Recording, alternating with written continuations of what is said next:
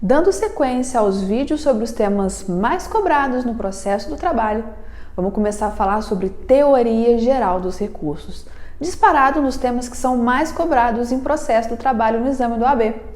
Nesse vídeo a gente vai conversar sobre os efeitos do recurso no processo do trabalho. Então, vem comigo! Olá, eu sou Marina Marques, advogada trabalhista e professora de Direito e Processo do Trabalho. Se você é novo no canal, se inscreve já. Vamos conversar sobre os efeitos do recurso no processo do trabalho, falar de cada um deles. Então já deixa o seu like aí, vamos ao que interessa. Mas primeiro, o que é um recurso e para que ele serve? Recurso nada mais é do que uma das formas da parte mostrar o seu inconformismo com uma decisão no curso do processo. No processo do trabalho, os recursos são interpostos por simples petição, não são exigidas maiores formalidades, mas é claro que esses pedidos, esses recursos, eles devem ser devidamente fundamentados. E o princípio da dialeticidade deve ser observado sob pena do recurso não ser sequer conhecido. Feita essa brevíssima introdução, vamos agora sim falar dos recursos no processo do trabalho de um por um.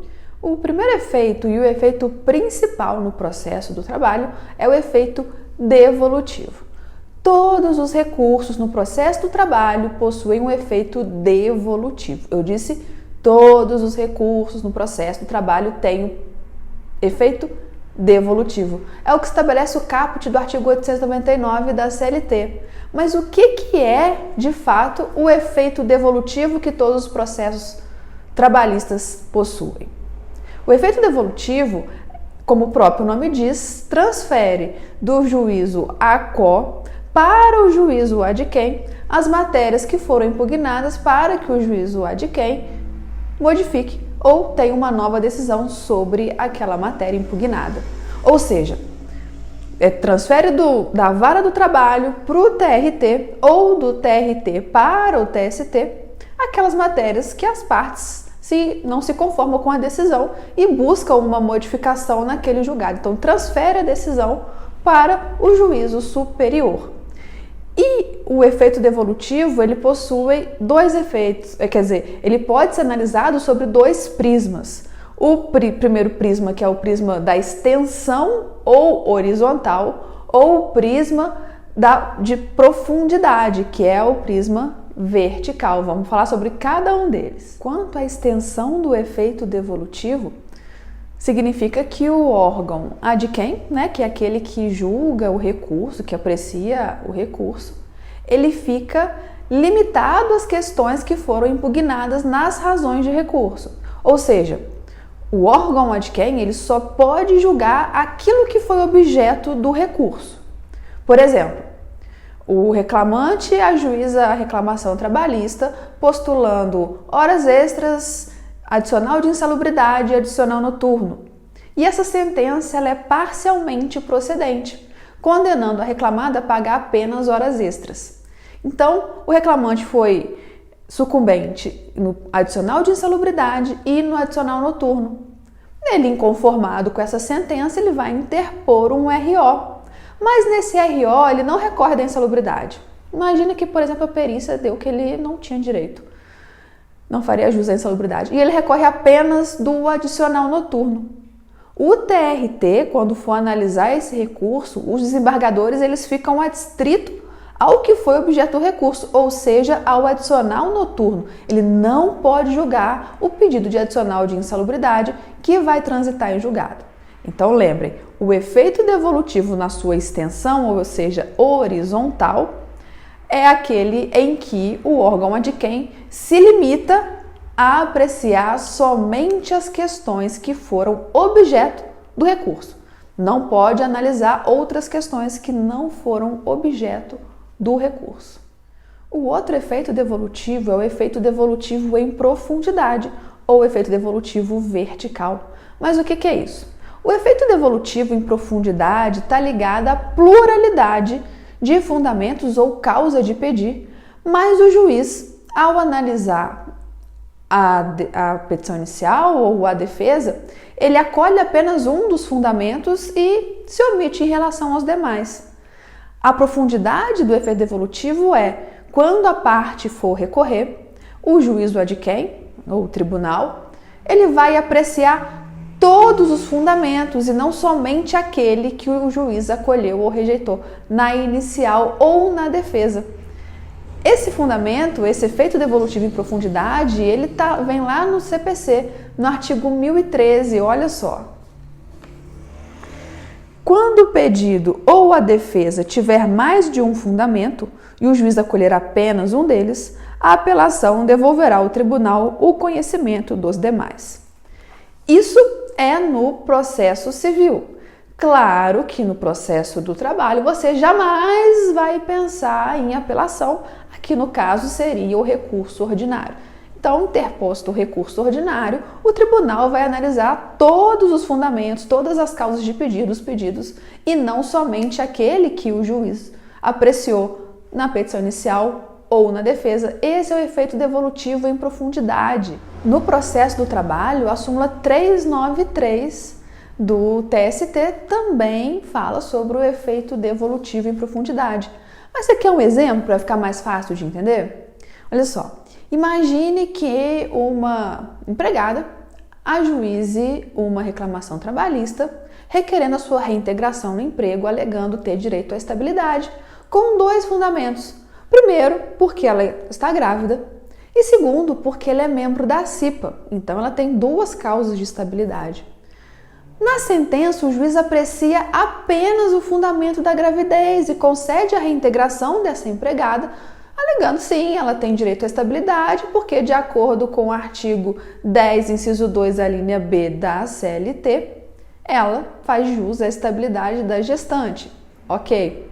A reclamada recorre, interpõe o recurso ordinário e o tribunal, ao analisar esse recurso ordinário, ele pode simplesmente negar provimento ao recurso da reclamada, não pelo fato da empregada estar grávida, mas pelo fato dela ser membro da CIPA, que também concede o direito à estabilidade da gestante.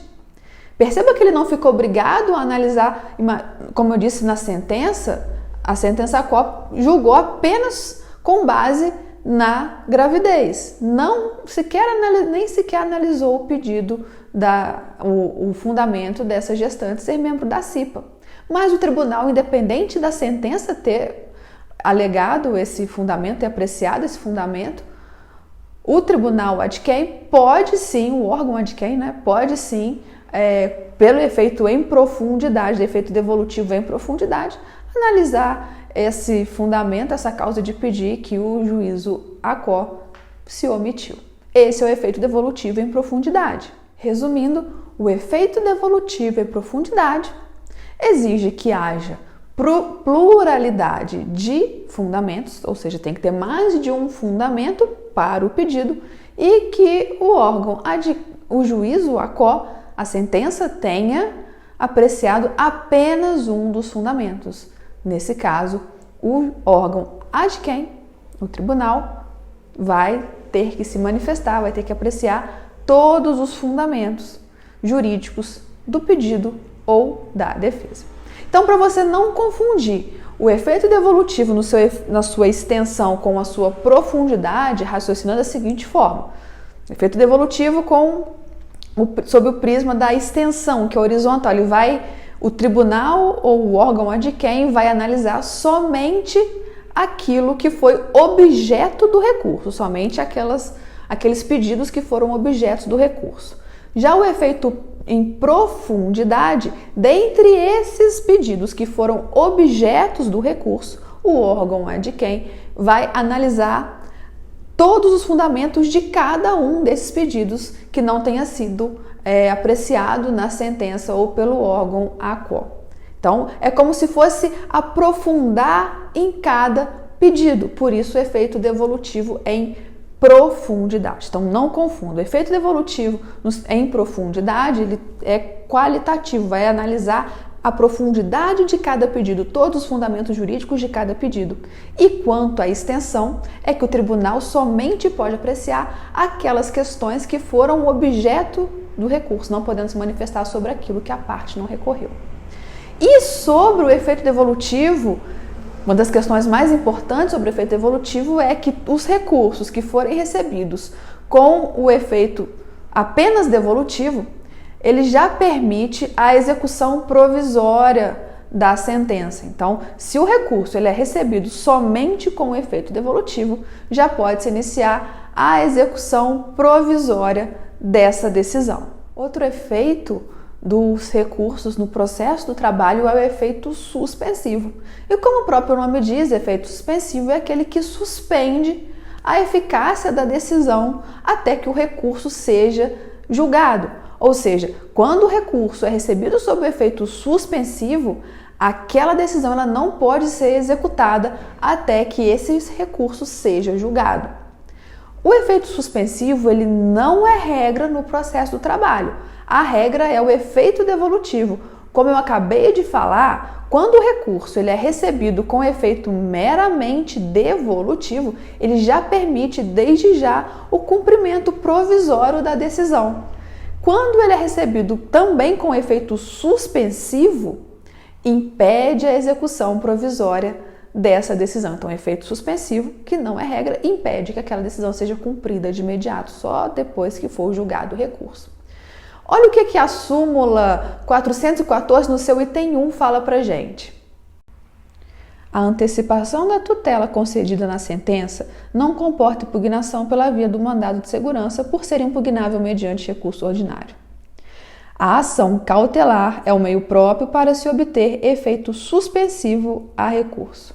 Então percebam que, mediante requerimento dirigido ao tribunal, é possível a obtenção do efeito suspensivo no recurso. Aqui a gente aplica subsidiariamente o que vem lá no parágrafo 5º do artigo 1029 do CPC. Então lembrem, a principal característica do efeito suspensivo é adiar a eficácia da decisão no juízo a qual. Então, somente após o julgamento do recurso é que vai ter efeito a decisão. Fica suspensa nesse período até a apreciação do recurso. O terceiro efeito dos recursos no processo do trabalho é o efeito substitutivo. É o efeito mais fácil. Como o próprio nome diz, efeito substitutivo é aquele em que a decisão proferida pelo órgão ad quem substitui aquela que foi objeto do recurso. Ou seja, a decisão final desse recurso, proferida pelo órgão ad quem, vai substituir aquela que foi recorrida, por isso efeito substitutivo. Mas muita atenção, só haverá efeito substitutivo se o recurso for conhecido, porque o que é substituído é em relação ao mérito do recurso. Então, para que haja efeito substitutivo, é necessário que o recurso seja conhecido. E aí, a decisão final desse recurso vai substituir aquela decisão que foi recorrida. Esse é o efeito substitutivo. O quarto efeito dos recursos no processo do trabalho é o efeito translativo. O que é o efeito translativo? Quando eu falei do efeito devolutivo, eu disse que o tribunal está adstrito àquelas matérias que foram objetos do recurso. Estão lembrados? Ou seja, o tribunal só vai poder julgar aquilo que a parte recorreu, não pode julgar o que a parte não recorreu, somente o que foi objeto do recurso. Mas existem algumas matérias que o nosso sistema processual permite que o tribunal analise, ainda que não tenha sido objeto de recurso ou objeto das contrarrazões. São aquelas matérias de ordem pública, aquelas matérias que não precluem quem que o juiz ou o tribunal deve declarar de ofício. Por exemplo, é o que acontece com a litispendência, com a coisa julgada, com a nulidade de citação. Esses temas, eles não precisam ser levantados nem pelo recorrente e nem pelo recorrido. O juiz ou o tribunal deve reconhecer de ofício.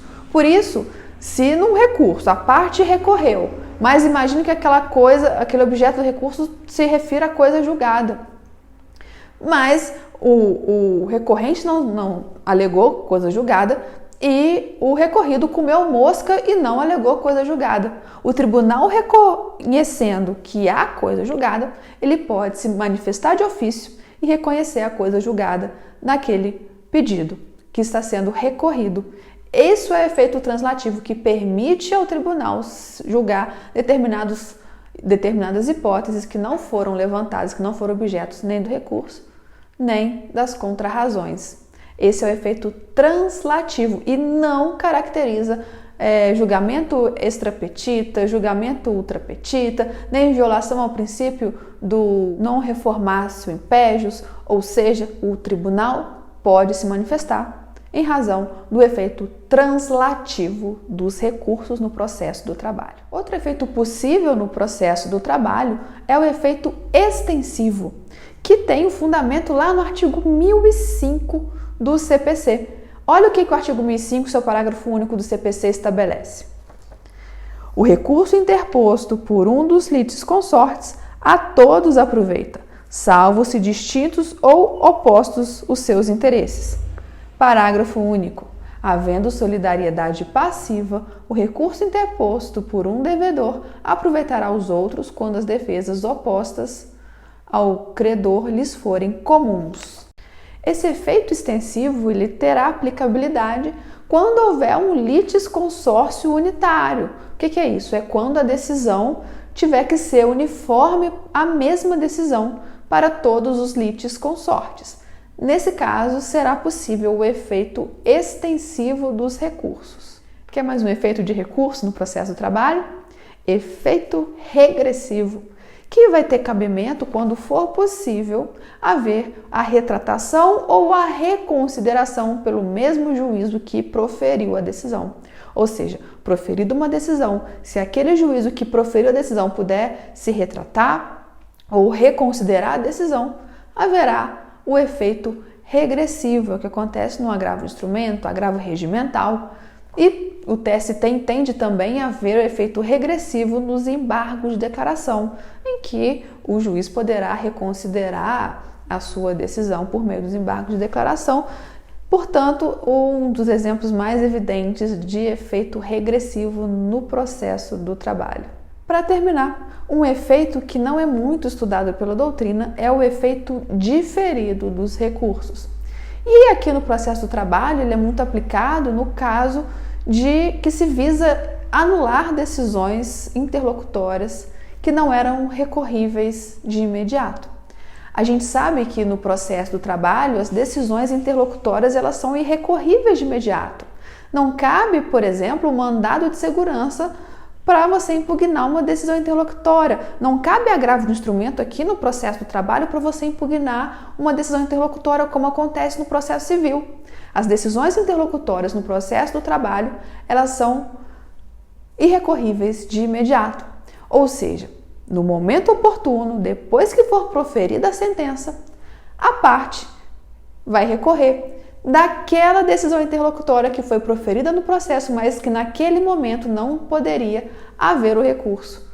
Por isso o efeito diferido. A parte vai recorrer daquela decisão interlocutória que houve lá atrás no processo, mas que por ser uma decisão interlocutória, ela era irrecorrível de imediato. Somente da interposição do recurso ordinário é que a parte vai poder recorrer daquela decisão interlocutória. Por isso, efeito diferido. Se você chegou até aqui e ainda não se inscreveu ou não deu like, a hora é agora. Se por acaso ficou com alguma dúvida sobre o tema desse vídeo, deixa aqui nos comentários que eu já te respondo. E no nosso próximo vídeo, dando sequência a esses temas mais cobrados na OAB de processo do trabalho, que tal falar sobre os pressupostos de admissibilidade dos recursos no processo do trabalho? Te encontro no próximo vídeo. Até lá!